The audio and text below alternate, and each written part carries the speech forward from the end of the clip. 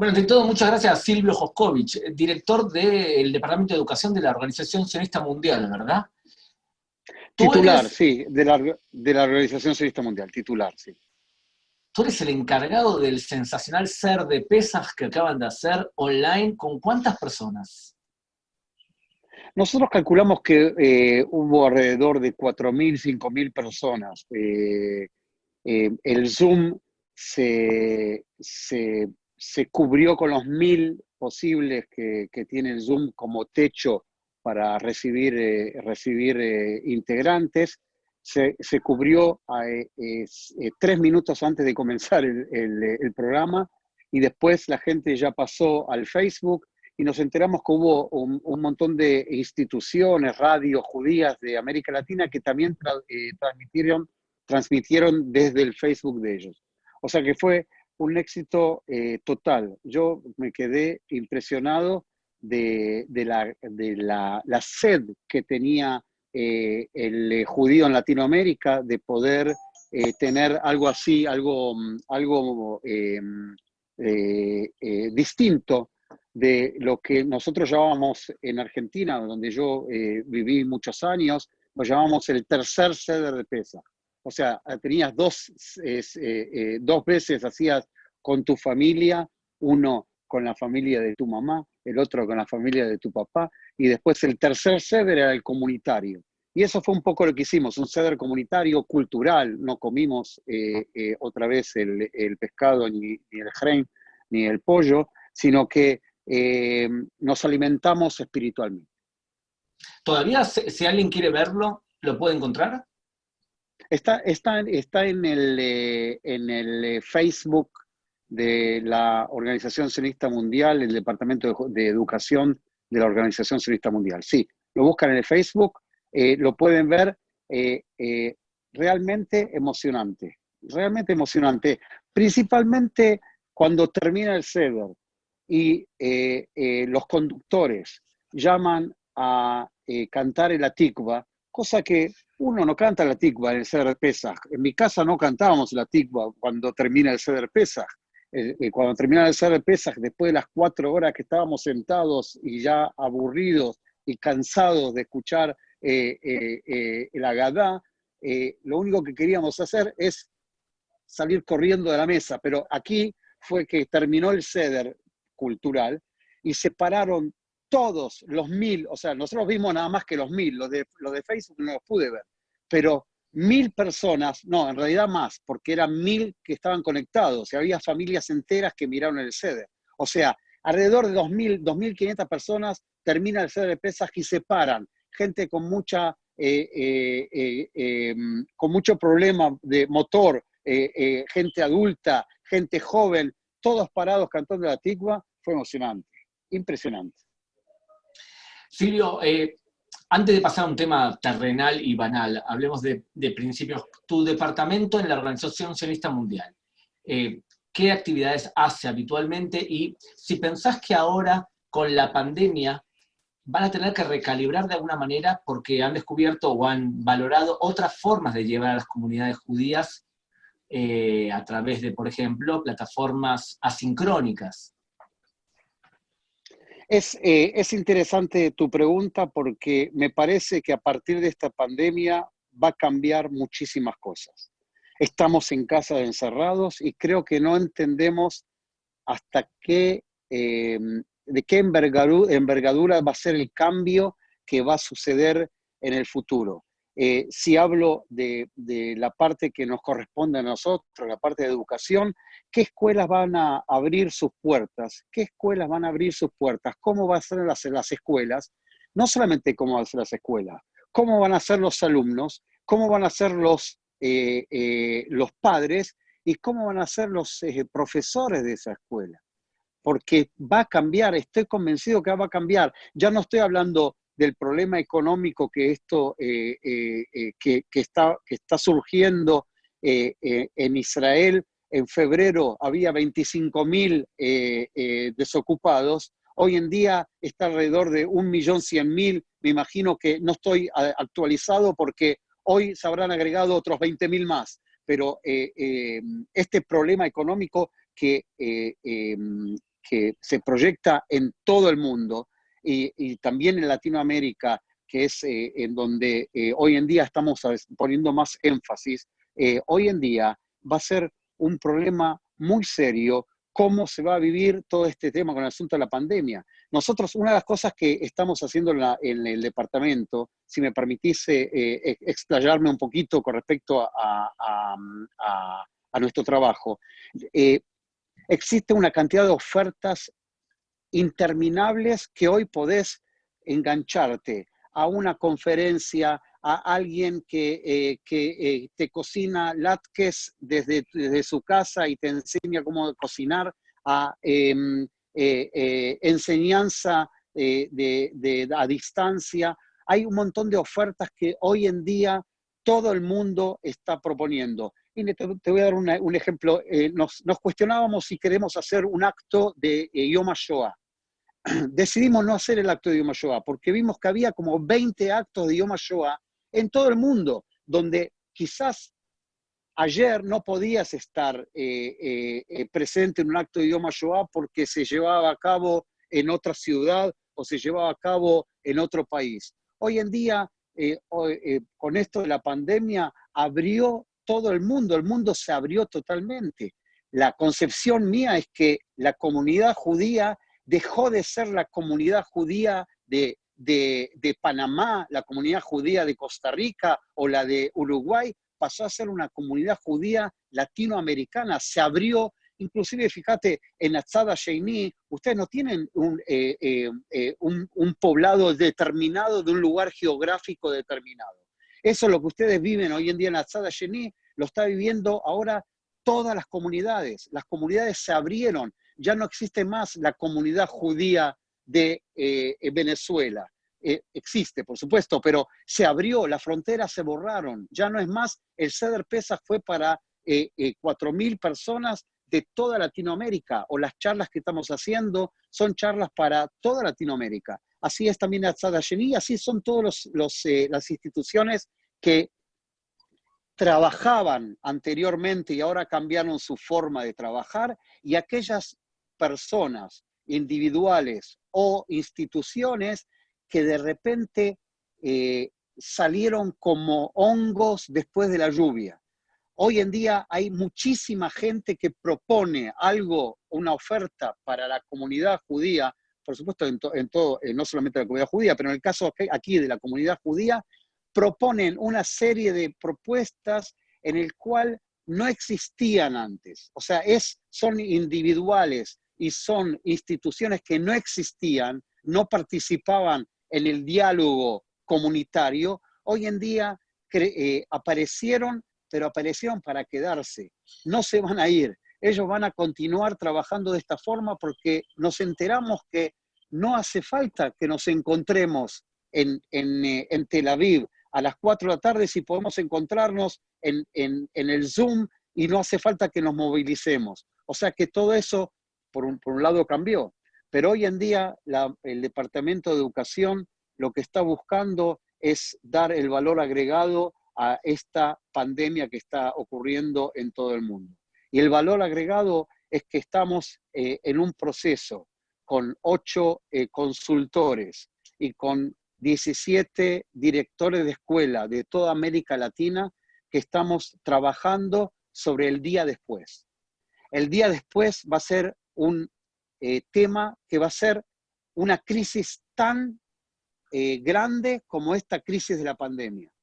Encontrar en la escuela, ¿qué va a suceder con la escuela? Te doy un ejemplo. Hoy en día, aquellas personas que tenían a sus hijos en el jardín de infantes, ya empezaron a avisar de que, listo, no van a más, que sacaron a sus niños del jardín infante judío.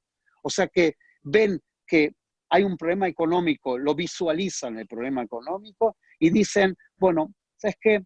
No hay posibilidad de que mi hijo de 4 años se asimile y que no siga siendo judío. Así que prefiero dejar de pagar, quizás lo mande al GAN de aquí al lado, al jardín infante que tengo a 100 metros de mi casa, que no es judío, pero la Ganenet, la maestra jardinera es sensacional y puede ser que eso es lo que suceda. de que haya una deserción muy grande escolar por parte de los alumnos, por parte de los padres que no van a poder pagar, y nosotros estamos trabajando sobre ese tema, tanto en la parte de pedagogía, en la parte económica y en la parte ideológica. Sobre eso estamos trabajando. Después de 4 encuentros, vamos a hacer un encuentro de los consultores y vamos a traer un paper, un documento en el cual queremos brindarlo a las comunidades judías para decirle, estos son los escenarios, entre paréntesis, es un modelo que se usa en Oxford, un modelo de Oxford que trabajan para hacer escenarios futuros, escenarios posibles. Y nosotros queremos mostrar, estos son los escenarios posibles que va a ocurrir después de esta pandemia. Y la pregunta es, ¿y cuándo termina? ¿Cuándo es que termina? Muy interesante, el proceso que estamos haciendo muy interesante y estamos involucrando a los mejores profesionales de América Latina. Silvio, decime una de las conclusiones que por ahora llegaste, porque viéndolo como educador, que tanto tú como yo fuimos shlichim, enviados de la agencia judía en el pasado, me queda claro que vamos a tener como educadores que ofrecer mucha más educación a distancia, darle mucho más peso también a eso. Quizás los movimientos juveniles en su estructura de un espacio con una casa, con actividades cada sábado, quizás van a tener que cambiar. Dime una conclusión clara que tienes ahora de algo que seguro crees tú va a cambiar. Si alguien va a decirte que está seguro que esto va a pasar, me parece que hay que chequear bien porque hoy en día no hay nadie que se quiera animar a decir qué es lo que va a suceder. Pero estamos viendo una serie de caminos problemáticos. Te puedo nombrar parte de esos caminos problemáticos, pero ante todo quería decirte que lo que está pasando hoy en día no es educación a distancia.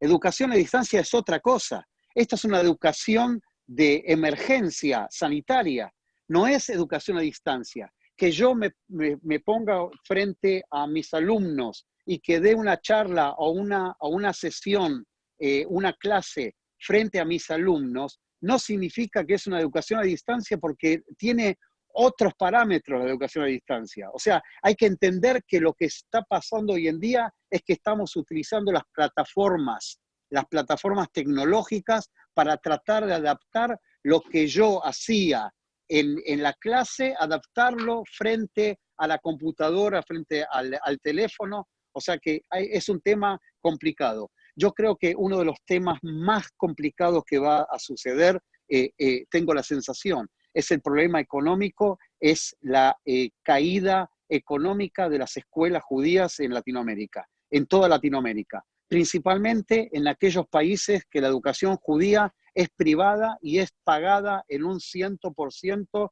por los padres. Porque hay lugares en Latinoamérica en el cual el gobierno se hace cargo de la subvención de la educación judía, que es lo que no pasa, por ejemplo, en México, lo que no pasa en Argentina, lo que no pasa en Uruguay. O sea, hay un montón una serie de países en el cual el único abonante de esa educación judía es el padre del alumno. Yo creo que va a haber una caída dramática económica en el cual el padre va a decir, lo siento mucho, no puedo pagar la cuota que ustedes me pedían pagar antes de esta pandemia. O sea que es posible que dentro de la escalera, ¿okay? De la escalera a las escuelas con una alta capacidad económica, donde los hijos, los padres tienen un poder adquisitivo interesante, que pueden pagar la cuota, es posible que busquen otra escuela judía que sea acorde con la situación económica nueva que está creando. Y puede ser que aquellos que están en esas escuelas en el cual no la cuota para aprender en la escuela es una cuota mucho más baja, es posible que digan no tengo tampoco ese dinero y se vayan a las escuelas públicas. O sea que esto es un tema que es posible que suceda. Y quizás esto también es una bendición, esta pandemia también es una bendición para recrear el sistema educativo, para poder decir, ok, ahora tenemos la posibilidad, es verdad, es muy difícil poder cambiar o poder ser creativo cuando tenés miedo de morirte, ¿ok? Y lo digo en forma muy, muy clara y muy expresiva.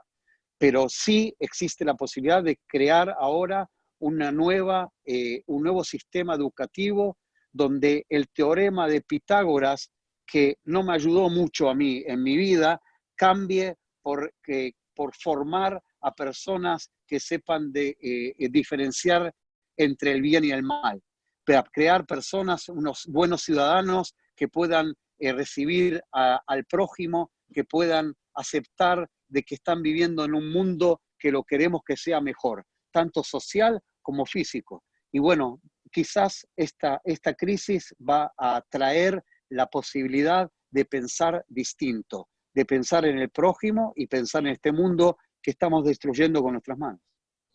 Silvio, antes de pasar a otro tema, porque me quedé con el tema de la educación.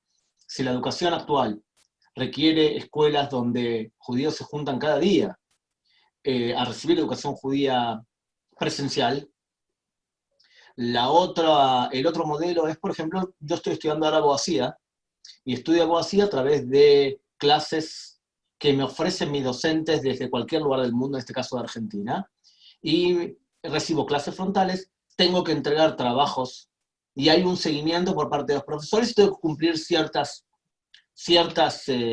obligaciones. Este era otro modelo, yo opté por eso porque estoy estudiando en otro país lejano. ¿Tú crees que la próxima educación judía va a asimilarse más a mis clases de abogacía o a lo que teníamos antes?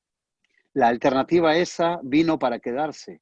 La alternativa es que el padre dice, pero si mi hijo escuchó una clase de Parashat Shavua, la escuchó con un rabino de Canadá, ¿por qué no puedo, como el caso tuyo, de que viviendo en Israel, estás estudiando con la universidad en Argentina? O sea que es posible que eso suceda. Pero también es posible de que se fusionen escuelas en el cual una tenga una concepción más religiosa que otra, en el cual por la mañana enseñan las materias de matemática, de geografía y de historia, y por la tarde la parte judía y se van repartiendo en aulas de acuerdo a la concepción ideológica. También es posible que pase una cosa así. O sea, va a haber una reestructuración total de la comunidad judía. Yo estoy convencido de que eso va a suceder, de que de repente va a haber sinagogas que van a funcionar dentro de una sociodeportiva. Y va a haber escuelas que van a funcionar, o sinagogas que van a funcionar en una escuela, o escuelas que van a funcionar dentro de una sociodeportiva. Eso hay modelos que funcionan hoy en día. Esos modelos funcionan. Escuelas que están dentro de la sociodeportiva, como en el caso de Caracas en Venezuela, que conozco muy bien la realidad de allí, pero en otros lugares más también, es muy posible que esto suceda y que no quede otra posibilidad. Como que estábamos hablando en el foro estábamos hablando del futuro. Y alguien decía, mi concepción es que yo iba al futuro, ¿ok? O sea, nosotros caminamos hacia el futuro. Y alguien dijo en esa reunión, uno de los consultores dijo, no, señores, el futuro está viniendo de frente a una velocidad enorme y nos vamos a estrellar contra ese futuro. No es más la concepción de amor, de que camino hacia el futuro. Yo me voy a encontrar con el futuro, me voy a chocar con el futuro. El futuro está viniendo a 1000 por hora, está viniendo a 1000 kilómetros por hora. Y el futuro quizás sea mañana, quizás sea dentro de un año, pero nos vamos a chocar de una forma que si no vamos a prepararnos, va a ser un choque bastante problemático. Muy bien. Silvio es, además del director de educación de la Organización Sionista Mundial, es un activista y ideológicamente partidario de uno de los partidos políticos que está sufriendo una crisis en Israel. Podemos decirlo, es el Partido Laborista, el partido que fundó de hecho este país. pero como no queremos abusar de su tiempo, vamos a seguir con esta entrevista mañana. Yo voy a seguir hablando con él, lo voy a grabar hoy, pero ustedes nada más lo van a poder ver mañana. Hoy hablamos de educación judía y hacia dónde vamos después de la pandemia. Seguimos con Silvio mañana para hablar solamente sobre política israelí. Muchísimas gracias, Gabriel, y te agradezco muchísimo el tiempo brindado. Muchas gracias.